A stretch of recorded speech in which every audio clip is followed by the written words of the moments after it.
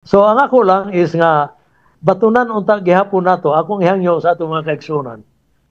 Batunan unta gihapon nato ang karaan nga pamatasan sa Cagayanon. Dili ako kini ang tratar separately sa mga katawhan, mga igsoon natong Filipino nga gikan sa nagkalain-lain nga mga lalawigan nga gianha nas Cagayan tungod sa daghan kayo nga lugar katarungan. Usa niya na decades ago, I don't know now, lugar sa among panahon batanon pa ako. Lugar giilaman ang dakbayan sa Cagayan de Oro nga mao'y pinaka peaceful out country, no? Karon di nato maingon nga mao gyapon na tungod sa kadaghan na kayo.